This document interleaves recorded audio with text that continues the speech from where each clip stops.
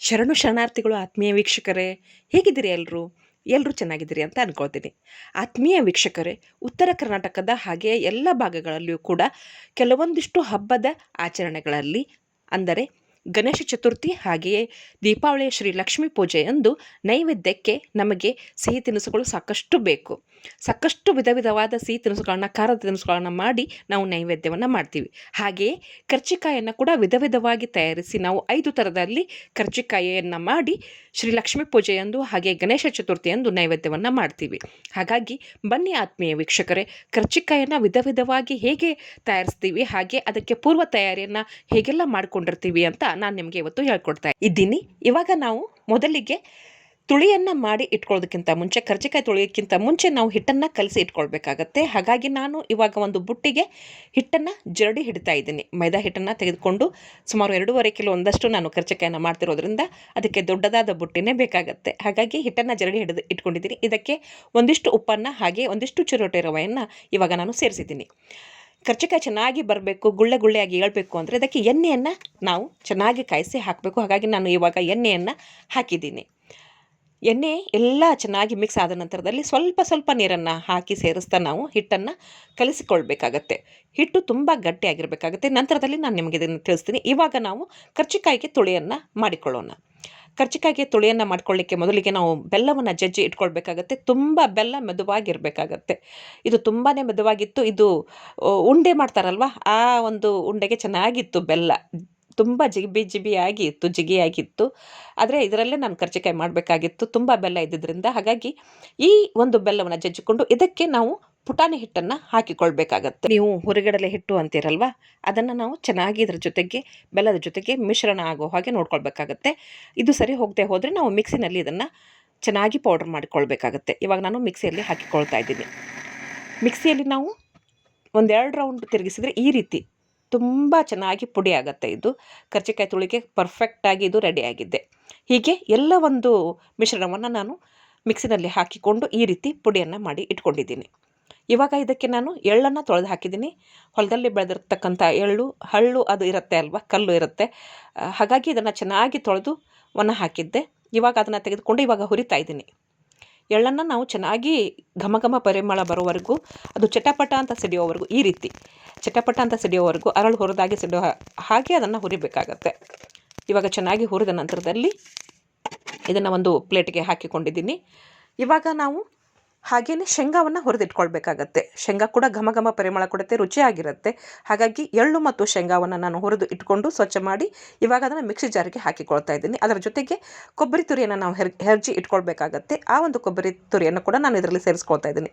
ಇವಾಗ ಇದಕ್ಕೆ ಏಲಕ್ಕಿ ಹಾಗೆ ಲವಂಗ ಸೇರಿಸಿದ್ದೀನಿ.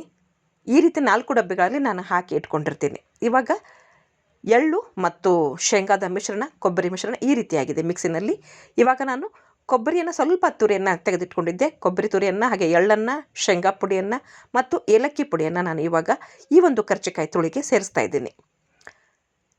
ಎಲ್ಲವನ್ನು ಸೇರಿಸಿ ಚೆನ್ನಾಗಿ ಮತ್ತೆ ನಾವು ಮಿಶ್ರಣವನ್ನು ಮಾಡಬೇಕಾಗತ್ತೆ.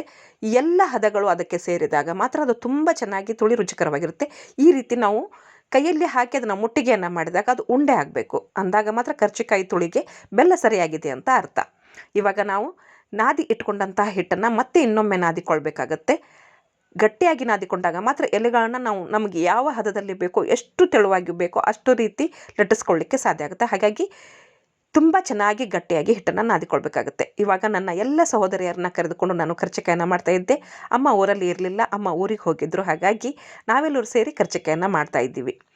ಇವಾಗ ಕರ್ಜಿಕಾಯಿ ತುಳಿಯನ್ನು ಮಧ್ಯದಲ್ಲಿ ಹಾಕಿಕೊಳ್ಬೇಕಾಗತ್ತೆ. ನಾನು ಎಲೆಗಳನ್ನ ಲಟ್ಟಿಸ್ಕೊಡ್ತಾ ಇದ್ದೆ. ತುಂಬ ದೊಡ್ಡದಾಗಿ ಎಲೆಗಳನ್ನ ನಾವು ಲಟ್ಟಿಸ್ಬೇಕಾಗತ್ತೆ. ಯಾಕಂದರೆ ನೈವೇದ್ಯಕ್ಕೆ ನಮಗೆ ತುಂಬ ದೊಡ್ಡದಾದ ಕರ್ಜಿಕಾಯಿಗಳು ಬೇಕಾಗುತ್ತೆ ಗಣೇಶ ಚತುರ್ಥಿಯಲ್ಲಿ ಹಾಗೆ ದೀಪಾವಳಿಯ ಲಕ್ಷ್ಮೀ ಪೂಜೆಯಲ್ಲಿ. ಹಾಗಾಗಿ ನಾನು ತುಂಬ ದೊಡ್ಡದಾದ ಎಲೆಗಳನ್ನ ನಾನು ಲಟ್ಟಿಸ್ಕೊಡ್ತಾ ಇದ್ದೆ. ನನ್ನ ಸಹೋದರಿಯರೆಲ್ಲರೂ ಕೂಡ ಕರ್ಜಿಕಾಯನ್ನು ತುಂಬಿತಾ ಇದ್ದರು. ಅದಕ್ಕೆ ಸರಿಯಾಗಿ ನಾವು ಪ್ರಮಾಣದಲ್ಲಿ ತುಳಿಯನ್ನು ಹಾಕಿ ಈ ರೀತಿಯಾಗಿ ಸರಿಯಾಗಿ ನಾವು ತುಳಿಯನ್ನು ಹಾಕಿ ಅದರ ಸುತ್ತಲೂ ಕೂಡ ನಾವು ನೀರಿನ ಒಂದು ಗೆರೆಯನ್ನು ಎಳಿಬೇಕಾಗತ್ತೆ. ನಂತರದಲ್ಲಿ ಆ ಒಂದು ಕರ್ಜಿಕಾಯನ್ನು ನಾವು ಈ ರೀತಿಯಲ್ಲಿ 2 ಸಲ ಅದನ್ನು ಹತ್ತಿಕ್ಕಿಕೊಳ್ಬೇಕಾಗತ್ತೆ. ಆ ಎಲೆಯನ್ನು ನಾವು 2 ಸಲ ಪ್ರೆಸ್ ಮಾಡಿದಾಗ ಅದು ಬಾಯಿ ಬಿಡಲ್ಲ, ಎಣ್ಣೆಯಲ್ಲಿ ಒಡೆದು ಹೋಗಲ್ಲ. ಈ ರೀತಿ ಚೆನ್ನಾಗಿ ಕರ್ಜಿಕಾಯನ್ನು ತುಂಬಿಕೊಳ್ಬೇಕಾಗತ್ತೆ. ಹೀಗೆ ಇವೆಲ್ಲವೂ ಕೂಡ ನೈವೇದ್ಯಕ್ಕೆ ಕರ್ಜಿಕಾಯಿ ನಾವು ತುಂಬಿಟ್ಕೊಂಡಿದ್ದೀವಿ. ನನ್ನ ಸಹೋದರಿಯರು ಈ ಕೆಲಸಕ್ಕೆ ನನಗೆ ತುಂಬ ಸಹಾಯವನ್ನು ಮಾಡಿದರು. ಇವಾಗ ನಾನು ರೌಂಡಾಗಿ ಎಲೆಗಳನ್ನ ದುಂಡಾಗಿ ಲಟ್ಟಿಸ್ಕೊಂಡಿದ್ದೀನಿ. ಇದಕ್ಕೆ ಮೇಲೆ ಮತ್ತೆ ಒಂದು ರೌಂಡಾದ ಎಲೆಗಳನ್ನ ಹಾಕಿ ನಾನು ರೆಡಿ ಮಾಡ್ಕೊಳ್ತಾ ಇದ್ದೀನಿ. ಹಾಗೆಯೇ ಇದೊಂದು ರೀತಿಯಲ್ಲಿ ನಾನು ಕರ್ಜಿಕಾಯನ್ನ ರೆಡಿ ಮಾಡ್ಕೊಂಡಿದ್ದೀನಿ. ಸುರುಳಿ ಹೋಳಿಗೆ ಅಂತಾರಲ್ವ, ಆ ರೀತಿಯಲ್ಲಿ ಇದನ್ನು ನಾನು ಮಡಚಿ ಇಟ್ಕೊಂಡಿದ್ದೆ. ಈ ಒಂದು ಕರ್ಜಿಕಾಯಿಗಳನ್ನ ವಿಧ ವಿಧವಾಗಿ ನಾವು ಚಾಕುವಿನಿಂದ ಅಥವಾ ಕರ್ಜಿಕಾಯಿ ಕೊರಿಲಿಕ್ಕೆ ಅಂತಲೇ ಒಂದು ಚಮಚ ಸಿಗುತ್ತೆ, ಗಾಲಿ ಇದ್ದ ಚಮಚೆ, ಅದರಿಂದ ಕೂಡ ನಾವು ಇದನ್ನು ರೆಡಿ ಮಾಡ್ಕೊಳ್ಬೋದು. ನಾನು ಚಾಕುವಿನಿಂದ ವೆರೈಟಿ ಆಗಿ ಡಿಸೈನನ್ನು ಮಾಡಿ ನಾನು ಕರೆದುಕೊಂಡೆ. ಇವಾಗ ನಾನು ಕರ್ಜಿಕಾಯನ್ನು ಕರಿತಾ ಇದ್ದೀನಿ. ಕರ್ಜಿಕಾಯಿನ ತುಂಬ ಚೆನ್ನಾಗಿ, ತುಂಬ ಜೋರಾದ ಉರಿಯಲ್ಲೂ ಅಲ್ಲ, ತುಂಬ ಸಣ್ಣ ಉರಿಯಲ್ಲೂ ಅಲ್ಲ, ಮೀಡಿಯಮ್ ಉರಿಯಲ್ಲಿ ಇಟ್ಟು ಕರೆದುಕೊಳ್ಬೇಕಾಗತ್ತೆ. ನನಗೆ ಸ್ವಲ್ಪ ಕೆಂಪಾಗಿದ್ದರೆ ಚೆನ್ನಾಗಿರುತ್ತೆ, ಹಾಗಾಗಿ ಕರ್ಜಿಕಾಯಿನ ಈ ರೀತಿ ಕರೆದುಕೊಂಡೆ. ಎಣ್ಣೆಯನ್ನು ಕಾಯಿಸಿ ಹಾಕಿದಾಗ ನಾವು ಹಿಟ್ಟಿಗೆ ಕಲಿಸುವಾಗ ಕರ್ಜಿಕಾಯಿ ಈ ರೀತಿ ಗುಳ್ಳೆಗಳಾಗಿ ಬರಲಿಕ್ಕೆ ಸಾಧ್ಯ ಆಗುತ್ತೆ. ಆದಾಗ ಮಾತ್ರ ಕರ್ಜಿಕಾಯಿ ನೋಡಲಿಕ್ಕೆ ತಿನ್ನಲಿಕ್ಕೆ ತುಂಬ ಪಳ್ಳಾಗಿರುತ್ತೆ. ಇವಾಗ ನಾನು ಎಲ್ಲ ಕರ್ಜಿಕಾಯಿಗಳನ್ನ ಇದೇ ರೀತಿಯಿಂದ ಕರೆದುಕೊಳ್ತಾ ಇದ್ದೀನಿ. ನೋಡಿದ್ರಲ್ಲ, ಮೇಲೆ ಗುಳ್ಳೆ ಬರಬೇಕು ಅಂತ ಹೇಳಿದರೆ ನಾವು ಚೆನ್ನಾಗಿ ಎಣ್ಣೆಯನ್ನು ಕಾಯಿಸಿ ಹಿಟ್ಟನ್ನು ಕಲಿಸುವಾಗ ಹಾಕಬೇಕಾಗತ್ತೆ. ಈ ರೀತಿ ನಾವು ಮೀಡಿಯಮ್ ಉರಿಯಲ್ಲಿ ಇಟ್ಟು ಕರ್ಜಿಕಾಯನ್ನು ಕರೆದುಕೊಳ್ಬೇಕಾಗತ್ತೆ. ತುಂಬ ಜೋರಾದರೆ ಅದು ತುಂಬ ಕೆಂಪಾಗುತ್ತೆ, ತುಂಬ ಬೆಳುವಾಗಿದ್ರೂ ಚೆನ್ನಾಗಿರೋದಿಲ್ಲ, ತುಂಬ ಕೆಂಪಾದ್ರೂ ಚೆನ್ನಾಗಿರೋದಿಲ್ಲ. ಮೀಡಿಯಮ್ ಕೆಂಪಾಗಿದ್ದರೆ ಚೆನ್ನಾಗಿರುತ್ತೆ. ಈ ರೀತಿಯಲ್ಲಿ ಇವಾಗ ನಾವು ಮಾಡಿ ಇಟ್ಟುಕೊಂಡಂತಹ ಎಲ್ಲ ಕರ್ಜಿಕಾಯಿಗಳನ್ನ ಕರೆದುಕೊಳ್ತಾ ಇದ್ದೀನಿ. ನಾನು ರೌಂಡ್ ಶೇಪಲ್ಲಿ ಕೂಡ ಮಾಡಿಕೊಂಡಿದ್ದೆ, ಪುರಿಯ ಥರದಲ್ಲಿ. ಅದಕ್ಕೆ ನಾವು ಸ್ವಲ್ಪ ಕರೆಯುವಾಗ ಎಣ್ಣೆಯನ್ನು ಮೇಲೆ ಹಾಕಿಕೊಳ್ಬೇಕಾಗತ್ತೆ. ಅಂದಾಗ ಅದು ತುಂಬ ಚೆನ್ನಾಗಿ ಉಬ್ಬಿ ಬರುತ್ತೆ. ನಾವು ಅದನ್ನು ಪೂಜೆಗೆ ಇಡುವಾಗ ಅದು ತುಂಬ ಚೆನ್ನಾಗಿ ಕಾಣಿಸುತ್ತೆ. ಈ ರೀತಿಯಲ್ಲಿ ಹೀಗೆ ನಾವು ಎಲ್ಲ ಕರ್ಜಿಕಾಯಿಗಳನ್ನ ವೆರೈಟಿಯಾಗಿ ಮಾಡಿಕೊಂಡಿರ್ತೀವಿ. ಇದೊಂದು ತರಹ ಕರ್ಜಿಕಾಯಿನ ನಾವು ನಕ್ಷತ್ರದ ಆಕಾರದಲ್ಲಿ ಕೊರೆದು ಇಟ್ಕೊಂಡಿದ್ದೆ. ಈ ರೀತಿ ಕೊರಿತಾ ಇದ್ದೀನಿ. ಎಲೆಯನ್ನು ದೊಡ್ಡದಾಗಿ ಲಟ್ಟಿಸ್ಕೊಳ್ಬೇಕಾಗುತ್ತೆ. ತುಳಿಯನ್ನು ಸ್ವಲ್ಪವೇ ಹಾಕಿ ಅದರ ಅಂಚಿಗೆ ನಾವು ನೀರನ್ನು ಹಚ್ಚಿ ತುಂಬ ಚೆನ್ನಾಗಿ ಕೊರೆದುಕೊಳ್ಬೇಕಾಗುತ್ತೆ. ಏಕೆಂದರೆ ಆ ತುಳಿ ಹೊರಗೆ ಬರಬಾರ್ದು, ಅದರಲ್ಲಿ ಹಾಕಿದಂಥ ಪುಡಿ ಹೊರಗಡೆ ಬರದಂತೆ ನಾವು ಕೊರೆದುಕೊಳ್ಬೇಕಾಗತ್ತೆ. ಇದಕ್ಕೆ ಆದಂತಹ ಒಂದು ಚಮಚ ಸಿಗುತ್ತೆ, ಗಾಲಿ ಸಿಗುತ್ತೆ, ಅದರಿಂದನೂ ಕೂಡ ನಾವು ಕೊರೆದು ಡಿಸೈನನ್ನು ಮಾಡ್ಕೋಬಹುದು. ಅಥವಾ ಈ ರೀತಿ ಇಲ್ಲದೆ ಇರೋರು ಈ ರೀತಿಯೂ ನಾವು ಮಾಡ್ಕೊಳ್ಬಹುದು. ಇದು ಒಂಥರ ಡಿಸೈನ್ ಆಗಿದೆ ಅಲ್ವಾ. ತುಂಬ ಸ್ವೀಟ್ಗಳನ್ನ ನಾವು ಮಾಡ್ತೀವಿ, ಸಿಹಿ ತಿನಿಸುಗಳನ್ನ ಮಾಡ್ತೀವಿ. ಆದರೂ ಕೂಡ ಕರ್ಜಿಕಾಯಿನಲ್ಲೇ 5 ವೆರೈಟಿಗಳನ್ನ ಮಾಡಬೇಕು ಅನ್ನೋದು ನಮ್ಮ ತವರು ಮನೆಯಲ್ಲೂ ನಮಗೆ ರೂಢಿ. ಹಾಗೆ ಇಲ್ಲೂ ಕೂಡ ಅದು ರೂಢಿಯಾಗಿದೆ ನಮಗೆ.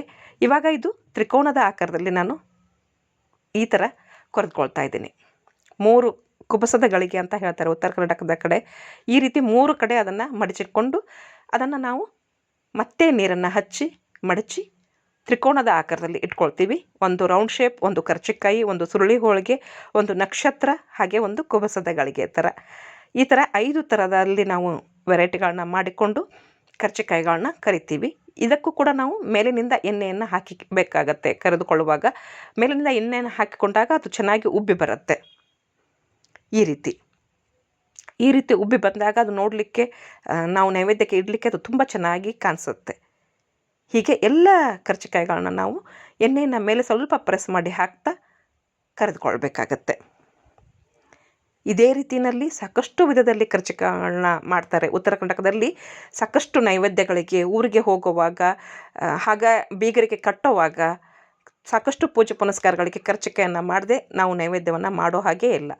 ಅವತ್ತು ನೈವೇದ್ಯ ಮಾಡೋ ದಿವಸ ನಾವು ಗೋಧಿ ಪಾಯಸವನ್ನು ಮಾಡ್ತೀವಿ, ಬೇರೆ ಸಿಹಿ ತಿನಿಸುಗಳನ್ನ ಮಾಡಿ ಇಟ್ಟಿರ್ತೀವಿ. ಆದರೂ ಕೂಡ ಕರ್ಜಿಕಾಯಿ ನೈವೇದ್ಯಕ್ಕೆ ಬೇಕು. ಅರ್ಜೆಂಟಾಗಿ ಹಬ್ಬ ಹರಿದಿನಗಳಲ್ಲಿ ಗೆಸ್ಟ್ ಬಂದಾಗ, ಹಾಗೆ ಯಾವುದೋ ಒಂದು ಊರು ಜಾತ್ರೆ ಇದ್ದಾಗ ಬಂದ ತಕ್ಷಣವೇ ಅವರಿಗೆ ಟಿಫಿನ್ ಹಾಕಿಕೊಡುವಾಗ ಈ ಒಂದು ಸ್ವೀಟ್ ಇದ್ದರೆ ತುಂಬ ಚೆನ್ನಾಗಿರುತ್ತೆ ಉತ್ತರ ಕರ್ನಾಟಕದಲ್ಲಿ. ಹಾಗಾಗಿ ಈ ಒಂದು ಸಿಹಿ ತಿನಿಸನ್ನು ತುಂಬ ಮಾಡ್ತಾರೆ ಈ ಕಡೆ ಭಾಗದಲ್ಲಿ. ಕರ್ಜಿಕಾಯನ್ನು ನಮ್ಮ ಮನೆಯಲ್ಲಿ ತುಂಬ ಇಷ್ಟಪಟ್ಟು ತಿಂತಾರೆ. ಹಾಗಾಗಿ ನಾವು ಅವಾಗವಾಗ ಮಾಡ್ತಾ ಇರ್ತೀವಿ. ಅಮ್ಮ ಇಲ್ಲದೆ ನಾನು ಇದೇ ಫಸ್ಟ್ ಟೈಮ್ ಕರ್ಜಿಕಾಯನ್ನು ಮಾಡ್ತಾಯಿದ್ದೀನಿ. ಅಮ್ಮ 2 ಎಲೆಗಳನ್ನ ಲಟ್ಟಿಸ್ಕೊಟ್ರೆ ಒಬ್ಬರೇ ತುಂಬ್ತಾರೆ, ಒಂದು ಕರ್ಜಿಕಾಯನ್ನು ಕೂಡ ಒಡೆಯೋದೇ ಇಲ್ಲ. ಆ ರೀತಿಯಲ್ಲಿ ನಮ್ಮ ಅಮ್ಮ ತುಂಬ್ತಾರೆ. ಇವಾಗ ನಾನು ಸುರುಳಿ ಹೋಳಿಗೆ ಥರ ಮಾಡಿದ್ದೆ ಅಲ್ವಾ, ಆ ಕರ್ಜಿಕಾಯಿಗಳನ್ನ ಕರೆದುಕೊಳ್ತಾ ಇದ್ದೀನಿ. ನೋಡಿದ್ರಲ್ಲ ವೀಕ್ಷಕರೇ, ಈ ರೀತಿ 5 ವಿಧಗಳಲ್ಲಿ ನಾನು ಕರ್ಜಿಕಾಯನ್ನು ಮಾಡ್ಕೊಂಡಿದ್ದೀನಿ. ನೀವು ಕೂಡ ನಿಮ್ಮ ಮನೆಯಲ್ಲಿ ಇದೇ ರೀತಿ ಪ್ರಯತ್ನ ಮಾಡಿ. ಅದೇ ಒಂದು ಕರ್ಜಿಕಾಯಿ ತುಳಿನಲ್ಲಿ ಅದೇ ಒಂದು ಹಿಟ್ಟಲ್ಲಿ 5 ತರಹ ನಾವು ಕೊರೆದು ವೆರೈಟಿಯಾಗಿ ನಮ್ಮ ಒಂದು ಪೂಜೆಯ ನೈವೇದ್ಯಕ್ಕೆ ಈ ಥರದ ಕರ್ಜಿಕಾಯಿಗಳನ್ನು ಕೂಡ ನಾವು ನೋಡಿದ್ರಲ್ಲ ಆತ್ಮೀಯ ವೀಕ್ಷಕರೇ.